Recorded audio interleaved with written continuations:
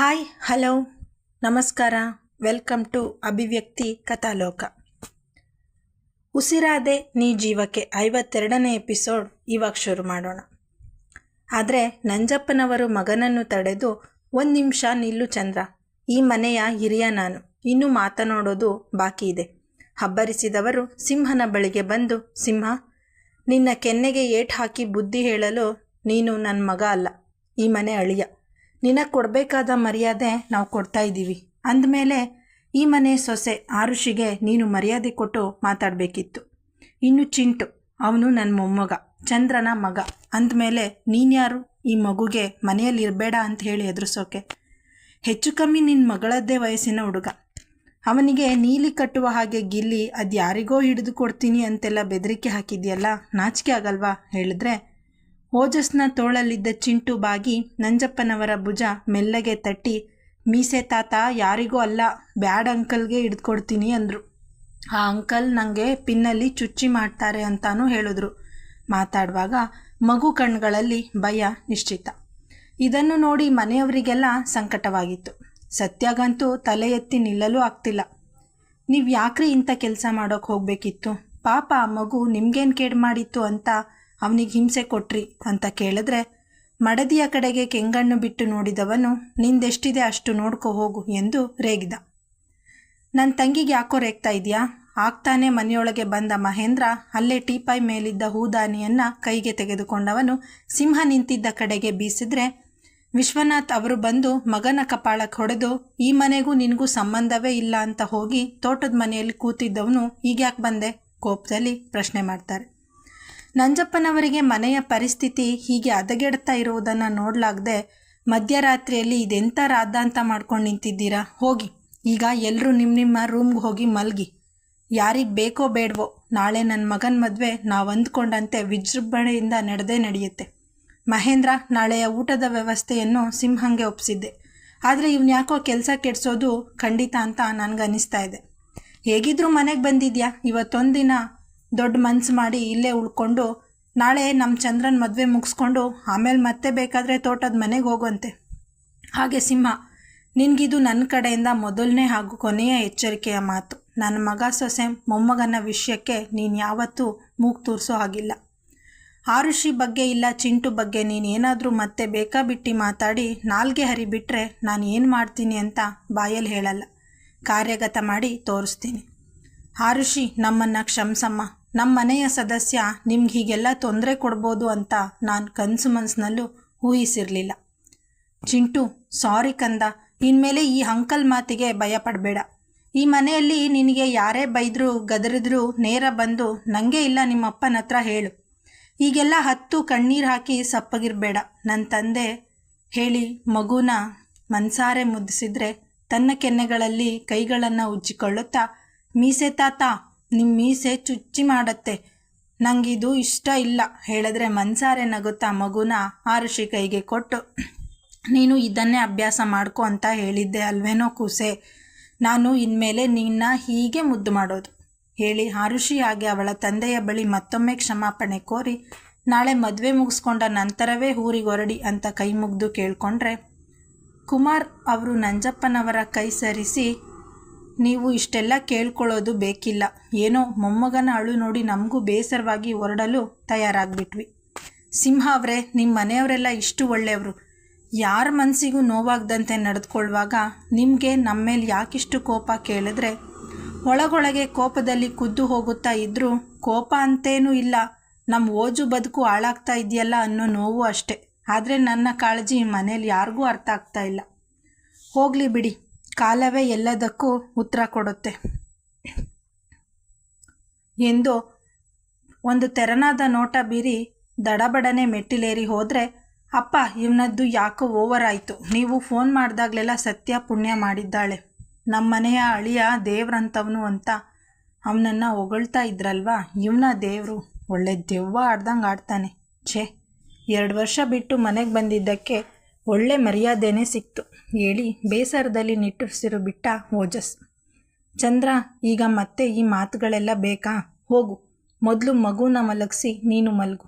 ಬೆಳಗ್ಗೆ ಬೇಗ ಎದ್ದು ರೆಡಿ ಆಗಬೇಕು, ನೀನೇ ಮದುಮಗ ಅನ್ನೋದು ನೆನಪಿದೆ ತಾನೇ ಕೇಳಿದ್ರೆ ಅಪ್ಪನ ಮಾತಿಗೆ ಸಣ್ಣ ನಗು ಹೊತ್ತು ಹೂ ಅಂತ ತಲೆ ಆಡಿಸ್ತಾನೆ. ಚಿಂಟು ಮರಿ, ಈಗ ನನ್ನ ರೂಮಲ್ಲೇ ಮಲಗ್ತೀಯ ತಾನೆ? ಓಜಸ್ ಕೇಳಿದ್ರೆ ಅಪ್ಪನ ಕೊರಳ ತಬ್ಬಿ ಖುಷಿಯಾಗಿ ಒಪ್ಪಿಗೆ ಸೂಚಿಸಿದ ಚಿಂಟು. ತಾನು ಓಜಸ್ ರೂಮಿಗೆ ಹೋಗಲು ಮುಜುಗರ ಪಟ್ಟ ಆರುಷಿ, ಚಂದ್ರ ಮಗು ಏನಾದರೆ ಮತ್ತೆ ಬೆಚ್ಚಿದ್ರೆ ಇಲ್ಲ ಅಮ್ಮ ಬೇಕು ಅಂತ ಹತ್ರೆ ನನಗೊಂದು ಮಿಸ್ ಕಾಲ್ ಕೊಡಿ, ಬರ್ತೀನಿ ಹೇಳಿ ತನ್ನ ಅಪ್ಪ ಅಮ್ಮನಿಗೆ ಮಲಗಲು ತಿಳಿಸಿ ಆರುಷಿ ತನ್ನ ರೂಮ್ನತ್ತ ಹೆಜ್ಜೆ ಹಾಕ್ತಾರೆ. ಅವಳನ್ನೇ ಹಿಂಬಾಲಿಸಿದ ಮಹೇಂದ್ರ, ಸಿಸ್ಟರ್ 1 ನಿಮಿಷ ನಿಮ್ಮ ಜೊತೆ ಮಾತಾಡಬೇಕಿತ್ತು ಹೇಳ್ತಾನೆ. ಹೇಳಿ. ಇವನ ಪರಿಚಯವೇ ಇಲ್ಲ, ಆದರೂ ತನ್ನ ಜೊತೆಗೆ ಇವನೆಂತ ಮಾತಾಡಬೇಕು ಅನ್ನೋ ಅನಿಸಿಕೆ ಮೂಡಿದ್ರೆ ಚಂದ್ರ ಅವರ ಅಣ್ಣ ಅಂದಮೇಲೆ ತಾನು ಈ ಮನುಷ್ಯನನ್ನು ತೀರಾ ಗಣಿಗಣಿಸೋದು ತಪ್ಪು ಅಂತ ಅವನ್ನ ಎದುರು ಕೈಕಟ್ಟಿ ನಿಂತರೆ, ನಿಮ್ಮನ್ನು ನೋಡ್ತಾ ಇದ್ರೆ ಒಳ್ಳೆ ಹೆಣ್ಣು ಹುಲಿಯನ್ನು ನೋಡ್ದಾಗೆ ಆಗ್ತಾಯಿದೆ. ಸಿಂಹ ಆಡಿದ ಕೊಂಕು ಮಾತಿಗೆ ಕಣ್ಣೀರು ಹಾಕ್ತೆ ದೊಡ್ಡಪ್ಪನ ಮಾತಿಗೆ ಬೆಲೆ ಕೊಟ್ಟು ಇಲ್ಲೇ ಉಳಿದುಕೊಂಡಿದ್ದಕ್ಕೆ ಥ್ಯಾಂಕ್ಸ್. ಹಾಗೆ ಇನ್ನೊಂದು ಮುಖ್ಯವಾದ ವಿಷಯ ಸಿಸ್ಟರ್, ಈ ಹಿಂದೆ ನನ್ನ ಅಣ್ಣನನ್ನು ಮದುವೆ ಆಗಿ ಬಂದಿದ್ದ ಅತ್ತಿಗೆಗೆ ಹೇಳಿದ್ದೆ. ಅವರು ನನ್ನ ಮಾತನ್ನು ಕಿವಿ ಮೇಲೆ ಹಾಕ್ಕೊಳ್ಳಿಲ್ಲ.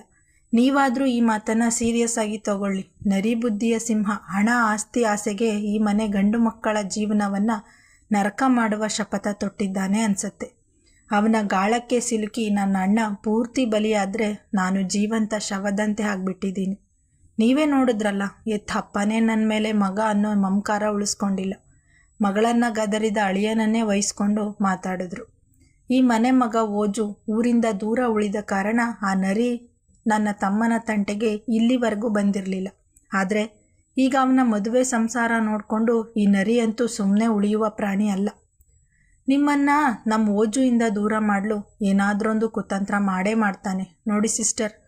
ಓಜು ಮಾತಿನಲ್ಲಿ ನಡವಳಿಕೆಯಲ್ಲಿ ಹೊರಟ ಆದರೂ ಅವನ ಮನಸ್ಸು ಮಾತ್ರ ಇನ್ನೂ ಮುದ್ದು ಮಗುವಿನ ತರವೇ. ದಯವಿಟ್ಟು ಯಾರ ಮಾತನ್ನು ಕೇಳಿ ಓಜು ಬಗ್ಗೆ ತಪ್ಪು ಅಭಿಪ್ರಾಯ ಬೆಳೆಸ್ಕೊಳ್ಬೇಡಿ.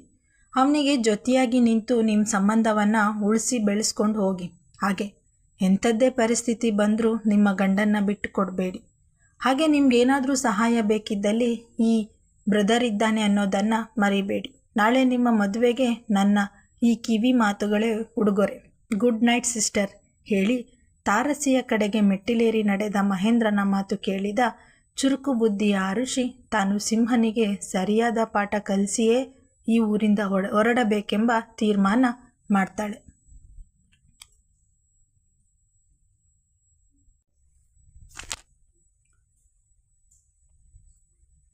ಸಿಂಹ ತನ್ನ ಮನೆಯ ವಾತಾವರಣವನ್ನು ಹಾಳು ಮಾಡಿದರೆ ಮನೆಯವರನ್ನೆಲ್ಲ ಮನದಲ್ಲಿ ಕಹಿ ತುಂಬಿಕೊಂಡು ಓಜಸ್ ಮದುವೆಯನ್ನು ಸದ್ಯಕ್ಕೆ ಮುಂದೂಡಿ ಬಿಡ್ತಾರೆ ಎಂಬ ಯೋಜನೆ ಹಾಕಿಕೊಂಡಿದ್ರೆ ಎಲ್ಲವೂ ತಲೆ ಕೆಳಗಾಗಿ ಆಗಲೇ ಮದುವೆಯ ಶಾಸ್ತ್ರಗಳು ಶುರುವಾಗಿರ್ತವು.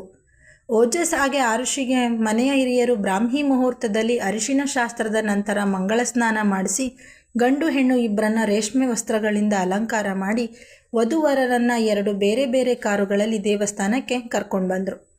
ಆರುಷಿ ಇದೆಲ್ಲ ಶಾಸ್ತ್ರ ಮಾಡುವಾಗ ಮುಜುಗರ ಪಡಬಹುದು, ಇದೆಲ್ಲ ಬೇಕಿಂತ ಅನ್ನುವಂತಹ ಮುಖ ಮಾಡಿ ತನ್ನತ್ತ ಸೋತು ಮುಖ ಹೊತ್ತು ನೋಡ್ತಾಳೆ ಎಂದು ಎಣಿಸಿದ್ದ ಓಜಸ್ನ ಆಲೋಚನೆಯೆಲ್ಲ ತಲೆ ಕೆಳಗಾಗಿ ಆಗುವಂತೆ ಅವಳು ನಗುಮುಖ ಹೊತ್ತುಕೊಂಡೇ ಶಾಸ್ತ್ರಗಳಲ್ಲಿ ಪಾಲ್ಗೊಂಡಿದ್ಲು. ಚಿಂಟು ಅಂತೂ ಈ ಆಚರಣೆಗಳೆಲ್ಲ ನೋಡಿ ಸಂಭ್ರಮ ಪಟ್ಟು ತಾನೇ ದೊಡ್ಡ ಹುಡುಗನಂತೆ ಮದುವೆ ಮನೆಯ ತುಂಬ ಓಡಾಡ್ಕೊಂಡಿದ್ದವನು ಸಿಂಹ ಅವನ ಕಣ್ಣಿಗೆ ಬಿದ್ದಾಗ ಮಾತ್ರ ಹೆದರಿ ಮೆಲ್ಲಗೆ ತನ್ನ ತಾತನ ಬಳಿಗೆ ಓಡಿ ಹೋಗ್ತಾ ಇದ್ದ. ದೇವಸ್ಥಾನದ ಆವರಣದಲ್ಲಿ ದೊಡ್ಡದಾದ ಮಂಟಪವನ್ನು ಸಜ್ಜು ಮಾಡಲಾಗಿತ್ತು. ಹೂವಿನಿಂದ ಅಲಂಕಾರಗೊಂಡಿದ್ದ ಮಂಟಪ ನೋಡಲು ಕಣ್ಮನ ಸೆಳೆಯುವಂತೆ ಇತ್ತು. ಆರುಷಿ ಅಲ್ಲೇ ಇದ್ದ ಫೋಟೋಗ್ರಾಫರ್ ಬಳಿಗೆ ಬಂದು ಈ ಮಂಟಪದ ಫೋಟೋ ಎಲ್ಲ ಆ್ಯಂಗಲ್ನಲ್ಲಿ ತೆಗೆದು ನನ್ನ ಇಮೇಲ್ಗೆ ಕಳಿಸ್ಕೊಡ್ತೀರಾ ಪ್ಲೀಸ್ ಎಂಬ ಕೋರಿಕೆ ಒಡ್ಡಿ ಅವರಿಗೆ ತನ್ನ ವಿಸಿಟಿಂಗ್ ಕಾರ್ಡ್ನ ಕೊಟ್ಟರೆ ದೂರದಿಂದ ಇವಳನ್ನು ಗಮನಿಸ್ತಾ ಇದ್ದ ಓಜಸ್ ಮೆಲ್ಲಗೆ ಹಣೆ ಚೆಚ್ಕೊಂಡು ಈ ಕ್ಯೂಟಿ ಬುದ್ಧಿಗೆ ಏನು ಹೇಳೋದು, ತನ್ನದೇ ಮದುವೆ ಆಗ್ತಾ ಇರೋದು, ಆದರೆ ಈಗಲೂ ಬಿಸ್ನೆಸ್ ಚಿಂತೆ ಈ ಮೇಡಮ್ಗೆ. ಇದಕ್ಕೆ ಅನಿಸುತ್ತೆ ಇವಳ ಬಾಸ್ ತಿಪ್ಪರ್ಲಾಗ ಹಾಕಿದ್ರೂ ಆರುನ ಬಿಟ್ಕೊಡಲ್ಲ. ಯಾವ ಗ್ರಹದಲ್ಲಿಯೂ ಇವಳಷ್ಟು ಕೆಲಸವನ್ನು ಪ್ರೀತಿಸುವ ಜೀವ ಸಿಗೋಕೆ ಸಾಧ್ಯವಿಲ್ಲ ಮೆಲ್ಲಗೆ ಹೇಳ್ಕೊಳ್ತಾನೆ. ಅಲ್ಲಿದ್ದ ಕಂಬಕ್ಕೆ ಹೊರಗಿ ನಿಂತಿದ್ದರೆ ಚಿಂಟು ಜೊತೆಗೆ ಅವನ ಬಳಿಗೆ ಬಂದ ಮಹೇಂದ್ರ ಮದುವೆ ಬೇಡ ಬೇಡ ಅಂತ ಹೇಳ್ತಾನೆ. ಮದುವೆ ವಿಷಯದಲ್ಲಿ ಜಾಕ್ಪಾಟ್ ಹೊಡೆದೆ ಓಜು. ನೀನು ಹುಡುಗಿ ನೋಡೋಕ್ಕೆ ಸುಂದರವಾಗಿದ್ದಾಳೆ ಅಂತ ಮಾತ್ರ ನಾನು ಈ ಮಾತು ಹೇಳ್ತಾ ಇಲ್ಲ. ಬುದ್ಧಿವಂತೆ, ಪ್ರಪಂಚ ಜ್ಞಾನ ಇದೆ, ಮುಖ್ಯವಾಗಿ ಅವರು ಸ್ವಾವಲಂಬಿ ಕಣೋ. ಇದರಿಂದ ಅವರಲ್ಲಿ ಆತ್ಮಸ್ಥೈರ್ಯ ಸ್ವಲ್ಪ ಹೆಚ್ಚೇ ಇರುತ್ತೆ. ಆತ್ಮಸ್ಥೈರ್ಯ ಇರುವ ಹೆಣ್ಣು ಮಕ್ಕಳು ಒಂಥರ ಒಂಟಿ ಸಲಗ ಇದ್ದ ಹಾಗೆ. ಅವರನ್ನು ಕೆಣಕಿ ಅವಮಾನಿಸಲು ನೋಡಿದ್ರೆ ಆ ವ್ಯಕ್ತಿಯ ಅಂತ್ಯ ಗ್ಯಾರಂಟಿ ಹೇಳ್ತಾನೆ. ಅಣ್ಣನ ಮಾತಿಗೆ ನಸು ನಕ್ಕು ಓಜಸ್, ಅದೇನೋ ನಿಜ ಅಣ್ಣ, ನನ್ನ ಹುಡುಗಿ ಒಂಥರ ಟೆರರ್ ಹೇಳಿ ತನ್ನ ಕೆನ್ನೆ ಮೆಲ್ಲಗೆ ಸವರಿಕೊಂಡ. ಪುರೋಹಿತರು ಓಜಸ್ನ ಮಂಟಪದ ಬಳಿಗೆ ಬರಲು ಕರೆದಿದ್ದಕ್ಕೆ ಆ ಕಡೆಗೆ ಹೋಗುವ ಮೊದಲು ಮಗು ಜೋಪಾನ ಅಂತ 10 ಬಾರಿ ತನ್ನ ಅಣ್ಣನಿಗೆ ಹೇಳಿಯೇ ಹೋಗಿದ್ದ.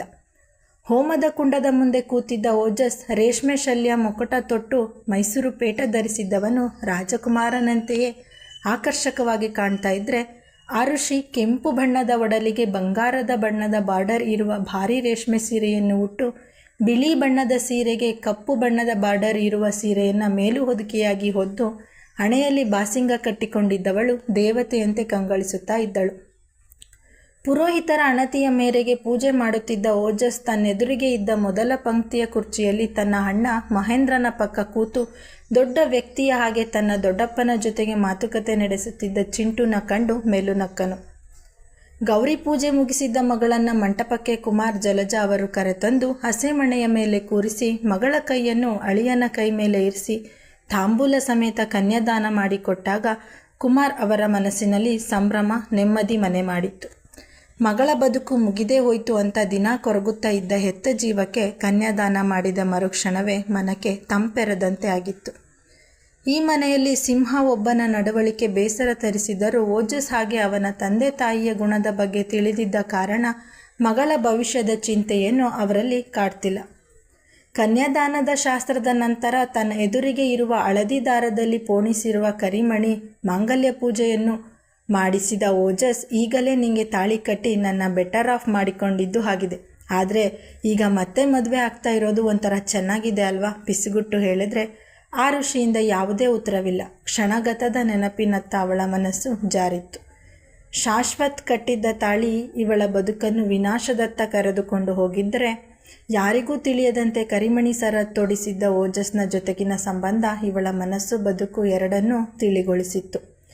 ಈಗ ಓಜಸ್ ಕೈಯಲ್ಲಿ ಹಿಡಿದಿದ್ದ ಅರಿಶಿನ ದಾರದ ಕಡೆಗೆ ನೋಡಿದವಳು, ನಿಮ್ಮಿಂದ ನನ್ನ ಬದುಕು ತಿಳಿಯಾದ ಹಾಗೆ ನಿಮ್ಮ ಬದುಕಲ್ಲಿ ನಾನು ಇರುವಷ್ಟು ದಿನ ನಿಮ್ಮ ಒಳಿತಿಗಾಗಿ ನಾನು ಏನು ಮಾಡೋಕ್ಕೆ ಸಾಧ್ಯ ಅದನ್ನು ಮಾಡ್ತೀನಿ ಚಂದ್ರ ಹೇಳಿದ್ರೆ ನಸುನಕ್ಕು ಸೇಮ್ ಪ್ರಾಮಿಸ್ ನಾನು ಮಾಡ್ತೀನಿ ಎಂದು ಹೇಳಿ ಅವಳ ಕೊರಳಿಗೆ 3 ಗಂಟನ್ನು ಬೆಸೆದುದರ ಮೂಲಕ ದೇವಸ್ಥಾನದ ಆವರಣದಲ್ಲಿ ಗುರು ಹಿರಿಯರ ಆಶೀರ್ವಾದದೊಂದಿಗೆ ನಿರ್ವಿಘ್ನವಾಗಿ 6 ಚಂದ್ರನ ಮದುವೆ ಸಂಪನ್ನಗೊಂಡಿತ್ತು.